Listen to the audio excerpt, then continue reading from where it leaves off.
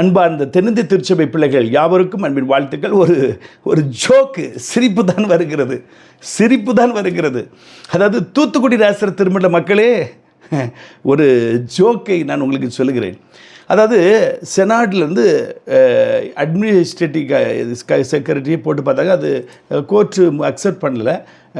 Court தான் யார், Jothimani justice ஐயா வைத்து இப்பொழுது நம்முடைய நிர்வாகங்கள் எல்லாம், பள்ளிக்கூடங்கள், கல்லூரிகள் எல்லாம் அவங்க கண்ட்ரோலில் 2 ஓய்வு பெற்ற நீதிபதிகளை வைத்து, வழக்கறிஞர்களை வைத்து நடத்துகிறார்கள். ஒரு வழக்கறிஞர் அத்தனை பள்ளிக்கூடங்களுக்கும் கரஸ்பாண்டன்ட், ஹையர் செகண்டரி ஸ்கூல்ஸ்க்கெலாம் ஒரு கரஸ்பாண்டன்ட், இப்படி போட்டு நிர்வாகம் எல்லாம் ஜஸ்டிஸ் அவங்க கண்ட்ரோலில் நடக்குது. அதனால் ஊழல் இல்லாமல் அருமையாக நடந்து கொண்டு இருக்கிறது. அதே போல் நேற்று தினம் ஒரு அட்வொகேட் எனக்கு ஃபோன் பண்ணாங்க. ஐயா, நீங்கள் ஜோதிமணி ஐயாட்ட சொன்னீங்க, நீங்கள் கொடுத்த புகார் மனுக்கு பதிலே கொடுக்கல, அதே போல் எங்களுக்கும் கொடுக்கவில்லை. ஜோதிமணி ஐயாவுக்கு நான் திரும்ப சொல்ல, நீங்கள் எப்படியாகலும் பதில் கொடுங்க ஐயா, அதுதானே முறை. இப்போ நாங்கள் கோர்ட்டில் ஒரு மனு கொடுக்குறோம், அதில் தீர்ப்புன்னு ஒன்று வருதில்ல, தீர்ப்பே வராமல் எலெக்ஷன் முடிஞ்சிட்டு போயிட்டுனா என்ன அர்த்தம்? அது பதில் கொடுங்க. அப்புறம் நேற்றைய தினம் ஒருத்தர் என்ன பேசுனாங்க, என்னது ஓட் லிஸ்ட்டில் கடைசி நேரத்தில் பேர் எடுத்துட்டாங்க. உடனே நான் நீங்கள் நேராக போய் ஜோதிமணி ஐயா போய் பாருங்கள் என்று சொன்னேன். இதெல்லாம் நீங்கள் தலையிட வேண்டும் ஐயா. அதே போல் தேர்தல் நடத்தும் போது நான் ஏற்கனவே முதல்ல நீங்கள் உள்ள ஜாயின் பண்ண அன்றைக்கி நான் உங்கள்கிட்ட சொன்னேன். என்ன சொன்னேன்? தேர்தல் அதிகாரி அட்வொகேட்ஸ் போடுங்க என்று சொன்னேன். கண்டிப்பாக அப்படி தான் செய்வோம். திருநெல்வேலி நீங்கள் அப்படி தான் செஞ்சீங்க, இங்கேயும் அப்படி செஞ்சுருங்க. ஒருத்தர் கையில் நீங்கள் பொறுப்பு கொடுக்க வேண்டாம். திருமண்டல மக்கள் கையில் நீங்கள் பொறுப்பு கொடுக்க வேண்டாம். நீதிபதியாகி நீங்கள் மூவரும் இருந்து நடத்துங்கள். கீழே யாரை போட போகிறீங்க? ஜட்ஜ் அட்வொகேட்ஸை போட்டு, ஒவ்வொரு பாஸ்டேட்டுக்கும் ஒரு அட்வொகேட்டை போட்டு தேர்தல் அதிகாரி அட்வொகேட்டை வைங்க, நிச்சயமாக சிறப்பாக நடக்கும். அதே போல் ஐயா, 3வது அணி, ஆன்மீக அணி, மீட்பு அணி, அந்த அணின்னு சொல்லி உருவாகும்போது அவங்களுக்கு த்ரிட்டனிங் வருது. அந்த த்ரிட்டனிங் வரும்போது உங்கள்கிட்ட புகார் கொடுக்கவும் நீங்கள் எஸ்பிட்ட சொல்லி நீங்கள் ஆக்ஷன் எடுக்கணும். நாங்களும் டைரெக்டாக எஸ்பிட்ட சொல்லி ஆக்ஷன் எடுப்போம். நீங்களும் அதை கோஆப்ரேட் பண்ணுங்கள். ஜனநாயகம் வர வேண்டும். நீங்களும் இந்த பக்கம் அந்த பக்கம் நிற்காமல் நேர்முகமாக நில்லுங்க.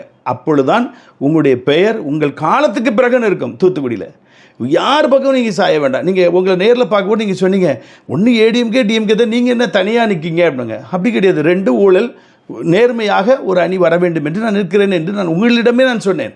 நீங்கள் யாராவது ஒரு பக்கத்துக்கு சப்போர்ட் பண்ணாலும் உங்கள் வாயிலிருந்து எனக்கு வந்த வார்த்தை. அப்படி சொல்லாதீங்க ஐயா. ஜனநாயகம் தலைக்கணும். யாராவது ஒரு மாற்றம் வரணும்னு மக்கள் துடிக்கிறாங்க.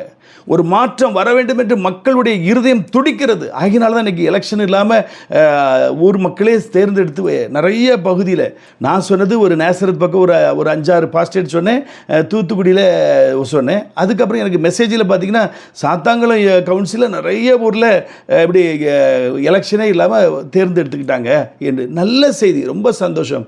இது அநேகர் எனக்கு பாராட்டி இருக்கிறார்கள். இப்படி எல்லாம் தென்னிந்திய திருச்சபை முழுவதும் இப்படி வர வேண்டும் என்பது என்னுடைய விருப்பம், தேவனுடைய விருப்பம், மக்களுடைய விருப்பமாக இருக்கிறது. ஆக இப்போ இந்த ஜோக்கை மறந்து போயிட்டுருக்கேன். தீமோத்தேயு பிஷப் ஒரு ஜோக்கர். அவர் என்ன பண்ணார், அன்னைக்கு நான் தான் செனாட்லேருந்து கமிஷனரி, பிஷப் கமிஷனரே வந்திருக்கேன் அப்படின்னு சொல்லி ப்ரெஸ் எல்லாம் கூப்பிட்டு பேட்டிலாம் கொடுத்துட்டு கடைசியில் என்ன சொல்ல தெரியுமா, தேர்தலுக்கு நான் ஒரு டேட்டை சொல்லுவேன் அப்படின்னு சொல்லி ஒரு ஜோக் அடிச்சுட்டு போனார். எங்கள் தேர்தலுக்கு கோர்ட்லேருந்து ஒரு ஓய்வு பெற்ற நீதி போட்ட பிறகு இவர் எப்படி டேட் சொல்ல முடியும்? அங்கே தேர்தல் ப்ராசஸ் நடந்துக்கிட்டு இருக்கு. உடனே கோர்ட்லேருந்து கண்டெம்ட் நோட்டீஸ் கொடுத்து இவரை கோர்ட்டுக்கு ஆஜராக சொன்னாங்க. நல்ல நறுக்குன்னு உச்சி மண்டியில் ஒரு கொட்டி இன்றைக்கி ஒரு அறிக்கை விட்டுருக்காரு பேப்பரில். நீதியரசர் ஜோதிமணி ஐயா திறமையாக, சிறப்பாக, நேர்மையாக, நன்றாக ஒரு தேர்தலை நடத்தி கொடுப்பார்.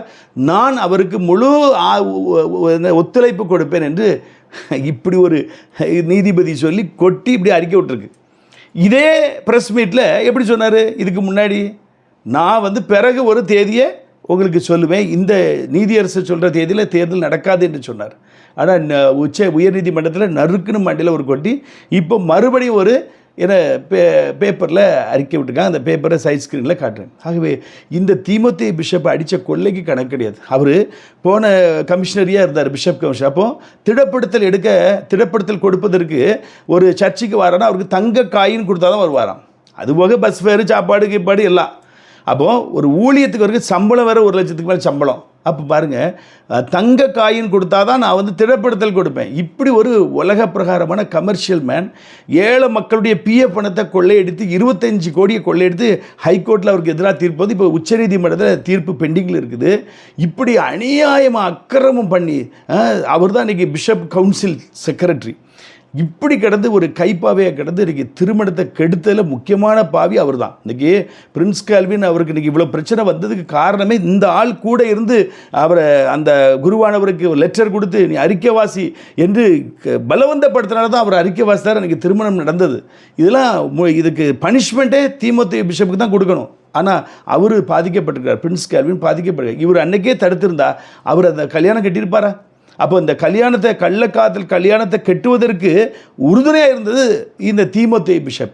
இத்தனை சாபமும் அவருக்கு தான் போய் சேரும் நிச்சயமாக. ஏன்னா ஒரு சட்டத்தை மீறி, விதியை மீறி, இந்திய அரசு சட்டத்தை மீறி, கிறிஸ்தவ விதிமுறைகளை மீறி ஒருத்தருடைய மனைவி சிறையில் கணவர் சிறையில் இருக்கும்போது அந்த மனைவியை பிடுங்கி ஒரே நாளில் அறிக்கை வாசிக்க வச்சு 60 மணி நேரம் டைம் இருக்கணும், நமக்கு சட்டம் இருக்குது, ஒரே நாளில் அறிக்கை வாசிக்க வச்சு கள்ள திருமணத்தை செய்து வைத்த அந்த கொடும்பாவி. ஆகவே இப்படிப்பட்ட மனிதருக்கு கடவுள் நீதியரசர் நறுக்குன்னு ஒரு கொட்டு கொட்டி மழுங்கட்டிய வெக்கல மானம் சூடு இல்லாமல் இப்படி ஒரு அறிக்கையை விட்டிருக்கிறார். ஆகவே நீதியரசர் ஐயா அவர்களே, அவருடைய வாழை ஒட்ட நறுக்கி விட்ருக்கு ஹைகோர்ட்டு. நீங்கள் திரும்பவும் வாழை துளிர்விட விட்டுறாதீங்க. அதை வைக்கிற இடத்துல நீங்கள் கரெக்டாக வைங்க. நீங்கள் தான் ஜட்ஜி, நீங்கள் தான் எங்கள் டயசிஸ்க்கு இப்போது எல்லாமே அருமையாக நேர்மையாக நடத்தி கொடுத்துட்டு விடைபெறும்படி உங்களை அன்போடு கேட்டுக்கொள்கிறேன். உங்கள் காலம் முடிந்தாலும் உங்கள் பேர் புகழ் பெற்று நிற்க வேண்டும். அதுதான் என்னுடைய முழு விருப்பம். நீங்கள் பதவியேற்கிற அன்னைக்கு நிறைய சொன்னீங்க, யார் காமராஜரை பற்றிலாம் பேசுகிறீங்க, அதை நீங்கள் நினைவு கூறுங்கள், அதன்படி நீங்கள் நடந்து கொள்ளுங்கள். எந்த மனு கொடுத்தாலும் அதற்கு நீங்கள் உங்களுக்கு வேலைக்கு ஆட்கள் இருக்கிறாங்க, பதில் கொடுக்க வேண்டும் என்று நான் அன்போடு கேட்டுக்கொள்கிறேன். நான் 2 மனு கொடுத்துருக்கிறேன். 2 மனுக்கும் நீங்கள் பதிலளிக்கும்படி அன்போடு நான் கேட்டுக்கொள்கிறேன்.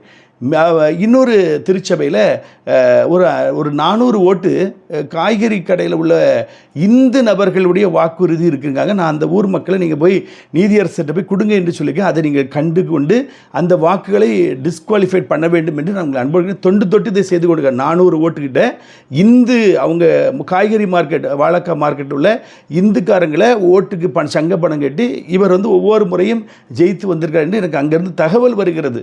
அப்போ நான் எப்படி நீங்கள் அந்த திருச்சபை மக்கள் போய் நீதிபதி ஏட்ட கம்ப்ளைண்ட் கொடுங்கன்னு சொல்லியிருக்கிறேன். தயவு செய்து இது கருத்தில் எடுங்க. இந்து சகோதரர்கள் காய்கறி மார்க்கெட் வாழைக்காய் மார்க்கெட்டில் உள்ள இந்து சகோதரர்களை கொண்டு சங்க பணம் கட்டி அவர் ஜெயித்து வருகிறார் என்று சொல்கிறார்கள். ஆகவே இதற்கும் நீங்கள் தீர்வு கொண்டு வர வேண்டும் என்று உங்களை அன்போடு கேட்டுக்கொள்கிறேன். மீண்டும் நல்ல செய்தி உங்களை சந்திக்கும் வரை தேவ கிருபை உங்களோடு இருப்பதாக. God bless you.